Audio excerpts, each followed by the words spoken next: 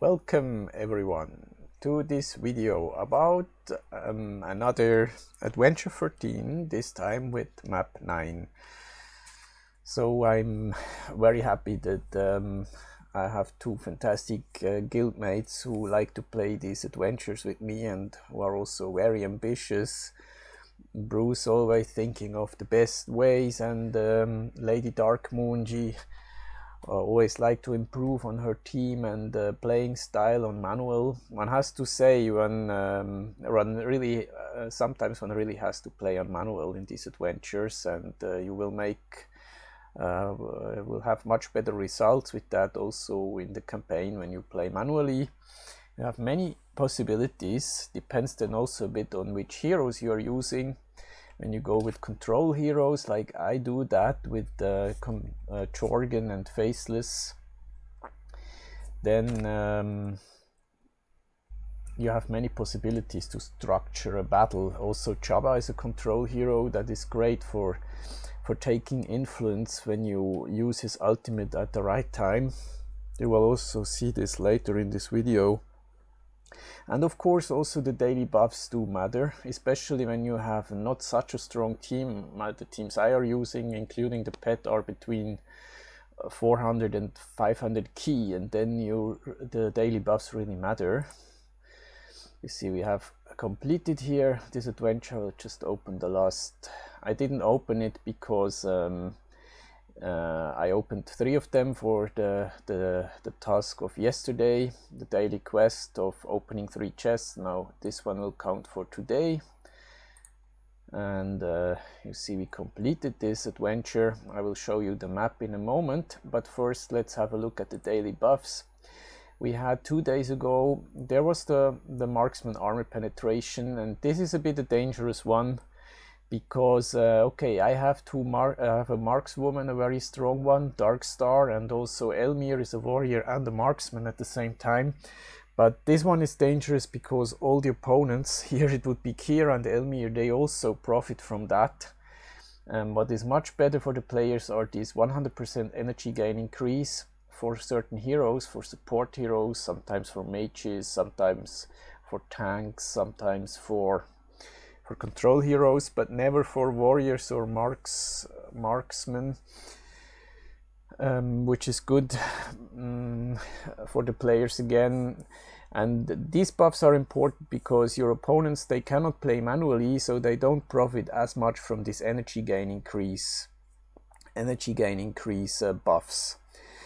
But me, I do, especially when there is a control energy gain increase, because I'm playing with a lot of control heroes, and Jorgen and Faceless happen to be control heroes, and then you can go with this good combination of using Jorgen, then waiting a little bit, so Jorgen is hindering everyone from gaining energy. Then you use Faceless copying Jorgen, reinforcing this curse, and then when there is no Sebastian on the other side, then usually you can just control their energy gaining until the end of the fight, and they will never be able to use their ultimates. So this one is an important one. That's why I said, okay, hey guys, let's try Adventure 13 map 9. And we have the pet buff, increases pet skill power, and this will affect the first and the second skill of the pet, not the patronage stat, but the first and the second skill. This means Albus. I'm usually using Albus.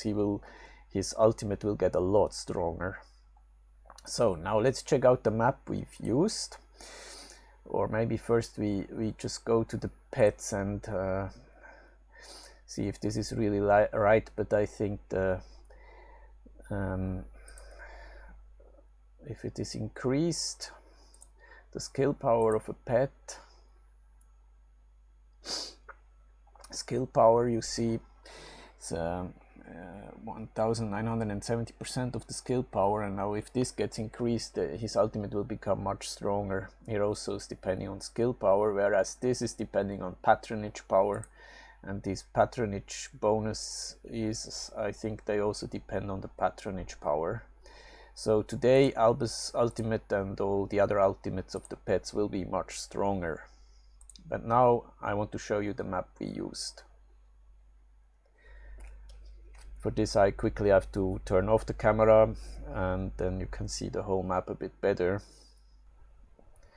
So here we are. In my opinion, there are two good maps for Adventure 9 or for Adventure 13 with map 9. It's just you can use the same maps. So there is this possibility, two guys going to the bottom. One guy in the middle has to conquer these two locations that are buffed with 100% against pure damage. So if Yasmin is your main attacker and you don't have any other alternatives with magic or physical, then you cannot take the middle path. You have to go bottom path or top route. And with this variation, the guy doing the top route will get 2 attacks on the boss if he plays perfectly with no misses, and the guy doing the bottom route will get 3 attacks. The guy in the middle will always only get 1 attack on the boss.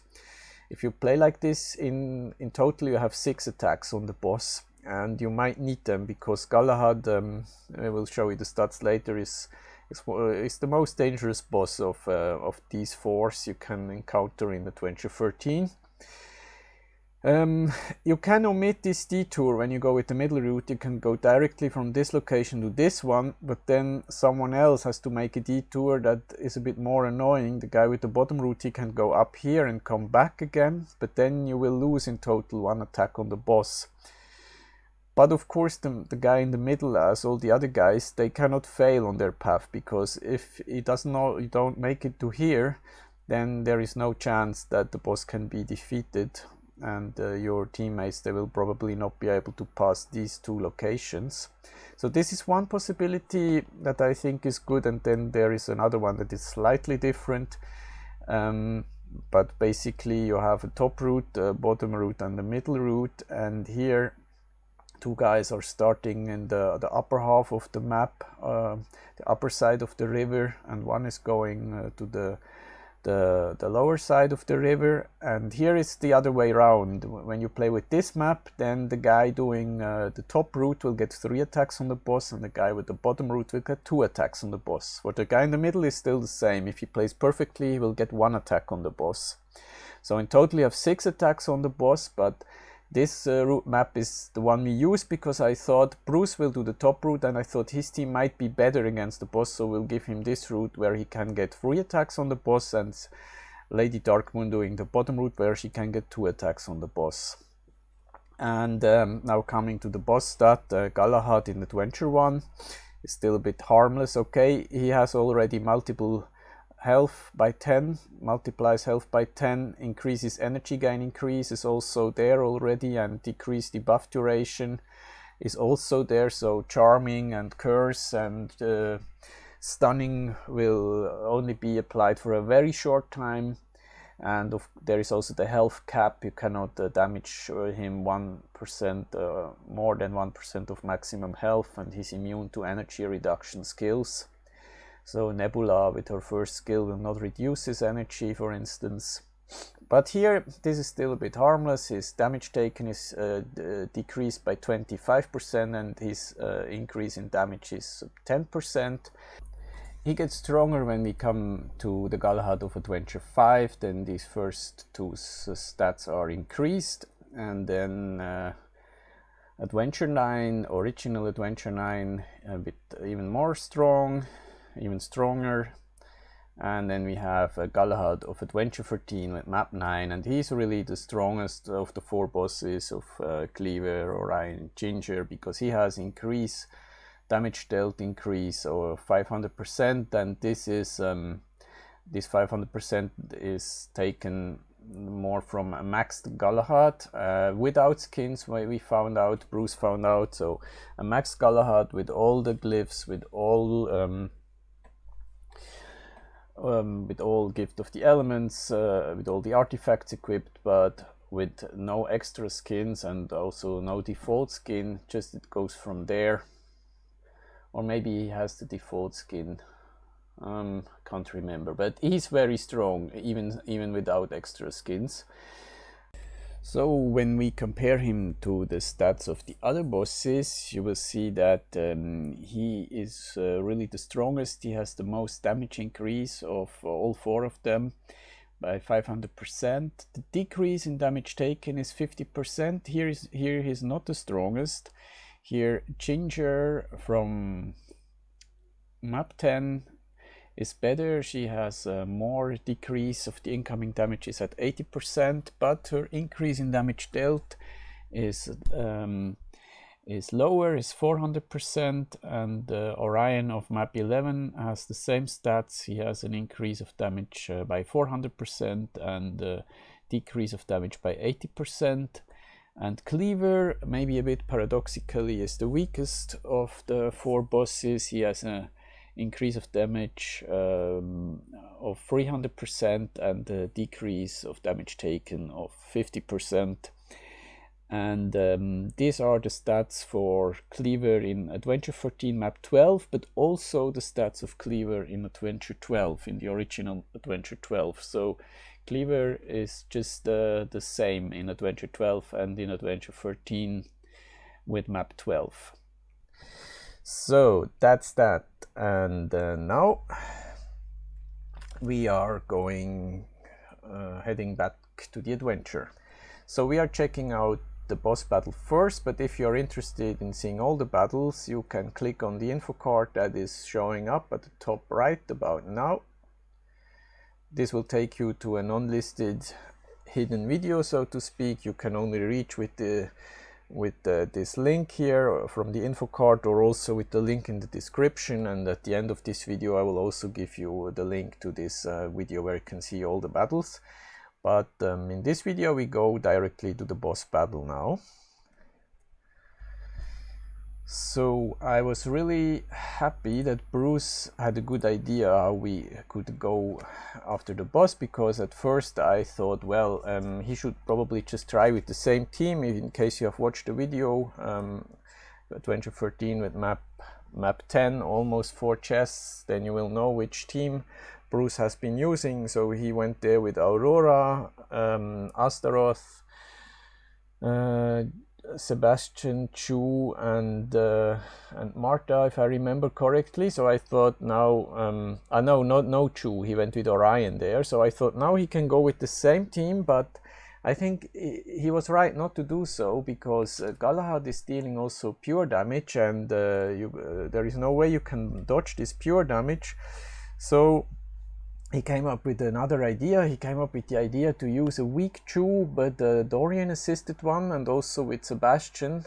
So there will be no stunning when they, because I think if your heroes lose 40% of their current health or maximum health, then they get stunned. So he used Sebastian so that Chu would not get stunned when Galahad is attacking. And so then he can trigger his ultimate and cannot die anymore due to Chu's 4th skill. And then our idea was, because we had a perfect run, so we had 6 tries on the boss, that every one of us will play with some kind of maybe even a reduced Chu team, so that Galahad cannot regain any energy, because he has 45% vampirism. And then when you go with the heroes that have a lot of health and you fail with your team, then he will just regain probably the damage you have done to him. He will just regain this damage by destroying your team and getting 45% vampirism on the total health. So the idea was to go with a team that is reduced, so he cannot regain a lot of health. And of course Chu should live as long as possible, Dorian assistant, and should be able to trigger his ultimate again and again and again, so that he can never fall due to his 4th skill. And this went quite well. Now we have a look at this. So the first battle, see, we took about an hour here to think how do we want to go after the boss. Let's see. So he used Krista as a tank because he was a bit afraid his Chu is really weakish. I will show you the stats afterwards. He's only about 29 kilo, and he thought, well, I have to put someone in front of him. Not someone with a lot of health, but someone who can take a lot of damage for some time, like Krista. And now comes the ultimate. And Dorian is dead, but it doesn't matter, because his 4th skill, the vampirism, is still active. So Chu is profiting from that. See, Chu is constantly regaining his health. And as long as he can trigger his ultimate, he will not fall. Even if his health is down to 1 health point, he will never fall.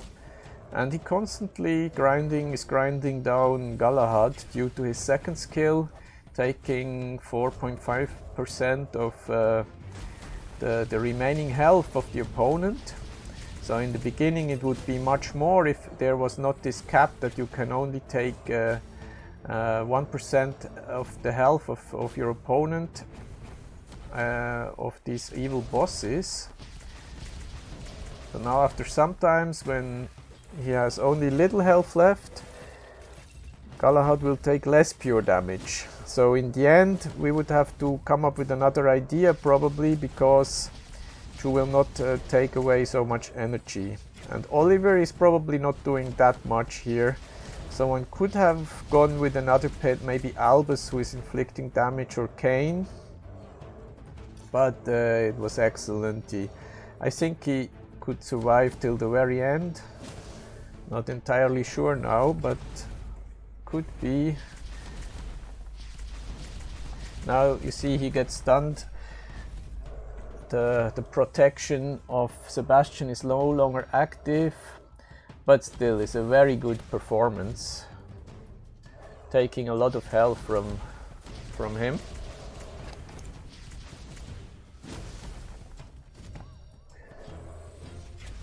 So I was really very happy to see that, and I think we would have completely failed with the team with Aurora and Orion. But Chu is really a key. I was also a bit afraid that we might need to use Yasmin, but no, it's okay if you have a Chu with the right tactics, at least in the beginning. Maybe you need several tries, but you can grind him nicely down. I was a bit surprised. And yeah, we didn't know, will we succeed? But this was a very nice start. He took about 7 points from him. And then he tried again. And here he likes to experiment a little bit, and I think this one failed because Celeste in first position, she cannot survive for long probably. Or can she? Here was some problem. Chu could never trigger.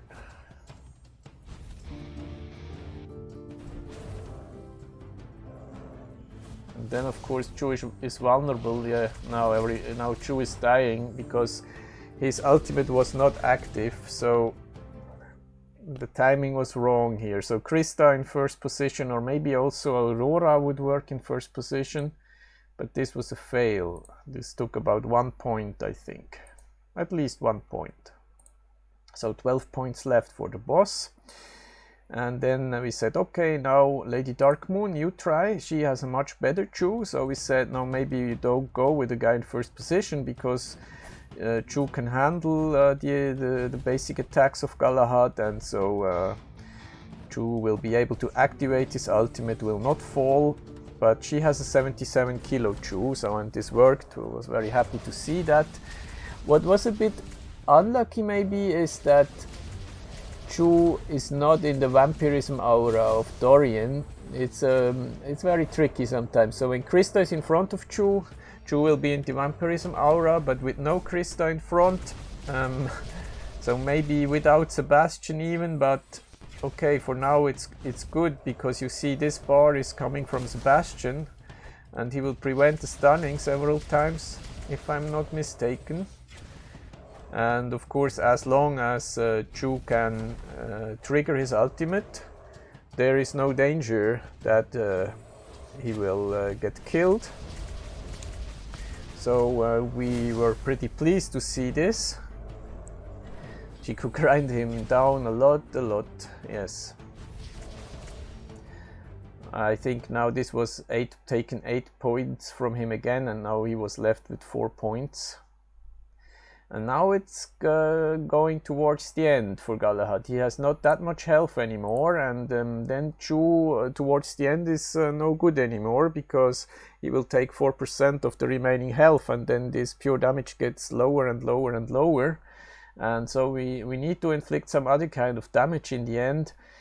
And here it was really good that I chose long ago to play with Jabba and with Lian, because I think this is they have been doing now a fantastic job, and a lot of players, they think Jabba is bad, but we'll come to that later. I have composed a chart with different tanks for the adventures and also for the campaign. Jabba is really good, but we'll come to that later.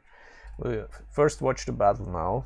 It's also helped, of course, that that Jabba is a control hero, because now he has a very fast energy gain, and then he will always be ready to swallow up Galahad whenever he wants to use his ultimate. And then what also was helpful, that there is this armor penetration buff for marksman. That means Dark Star gets fully through now with her basic attacks, but I was still nervous as hell, okay? But now we see Jabba is ready. I wait to use him, and now he will stop his ultimate, and Galahad has to restart again, gaining energy. Also the mind control third skill of Dark Star you saw before stopped Galahad a little bit, and Jabba is ready and swallows now. I didn't use Lian's ultimate, because Lian can stop Galahad also when he's about to launch his ultimate, but I thought Jabba is really the safe way. Now it's all over. Now I used Lian. The tricky part is when you are live in the battle, you cannot see the energy bar like you can see in the replay of Galahad, of Evil Galahad. You don't see that. You really have to watch him, and when he's about to move to use his ultimate, you have to take action. But you don't have this energy bar. You have the energy bars when you are live, playing it live, the energy bars of your heroes, but you don't see the energy bar of the opponent. Also with the other locations, you don't see that when you are live in the battle. It's just in the replay. Then it looks a bit easier. Maybe so, okay, now he's gaining energy and I can still relax. But no, when you're live, you don't have that. You really have to see when is he about to move for his ultimate. Yeah, this was really a heartbeat for me. I said, oh, it's working, okay, let's get him now, because I only have one attack, and okay, maybe my teammates, Lady Darkmoon and Bruce, they could have gotten him also, but it's not so sure. They don't have Jabba and don't have Lian ready, so I'm not sure. Now here you see, Chu is no longer damage dealer number 1, it was Dark Star now. So this was really awesome for me, and if you calculate together, the total power will be somewhere in the 400 key, So it really depends on the team composition. You can have a maxed out team with the wrong team, or you will not get a dent into corrupted Galahad. I've seen that, an 800 kilo team attacking, but yes, it really needs the right heroes like Chu, and in the end some control heroes like Jabba, Darkstar and Lian will help. So now I want to show you the statistics of the Chus we used. So this is the statistics of the Chu Bruce has been using. This is my Chu, and this is the one of Lady Darkmoon, and you see you don't really need a very strong Chu. It is enough when you have a 29 kilo Chu for this first part of grinding down Evil Galahad. I invested in his main stat, in his strength. I leveled up his default skin and also his glyph providing strength. That's why he has quite a lot of health. In the end, then you need another team. There are certainly several possibilities, but I don't know how it would have worked otherwise.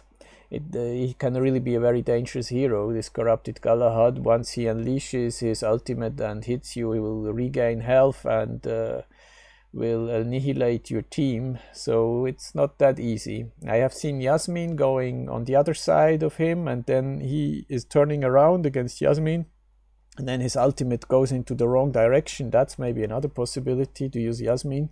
Or you use Jabba and other control heroes like Lian that can stop his ultimate for finishing Galahad off in the end.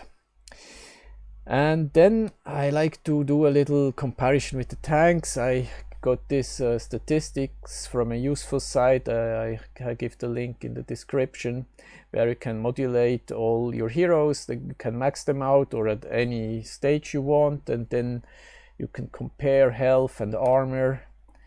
And you see, when it comes to health, Ciri is the best. And when it comes to armor, then we have Luther, who has the most armor. Oh no, now Ciri has more armor even. And that's why probably Jabba is not that popular. He has only 31 kilo armor when he's fully maxed. But he has a third skill, and there he can gain up to 6,500 more armor points. The more health he's losing, the more armor he's getting. So I think he's really a good tank, as a matter of fact. Also the magic defense, you see he has the highest magic defense of all the tanks. Maybe he's not doing so good in arena in this max battle testing, but for the campaign and for adventures, and when you can play manually, you can really structure the battle with him when you eat up at the right time an opponent. So when you're a manual player, then I think you will have a lot of fun with Jabba. And Lilith, I have to say, she also has gotten an armor skin, 2 armor skins she's having now. She has quite a lot of armor. She's very useful against the final end boss Seymour. So you could also use her, maybe not as your main tank, maybe the second tank. And now let's go back to the adventure, finish the adventure, and do the raiding. I think I have 3 portals now. Okay, so now let's end this adventure, and then can do the raid 3 times here. Let's see how many particles I can get here.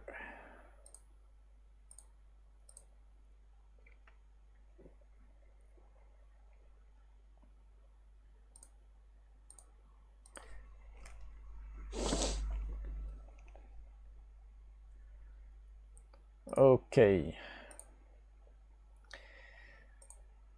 so thanks for watching this video. In case you want to check out all the battles, you can use the link in the description, or you can also use the video link here that is at the top right. And then I hope you enjoy also the rest of the event of King Biscuit Hartmann von Württemberg III. And continue and enjoy playing the game. This is Max. See you soon. Bye.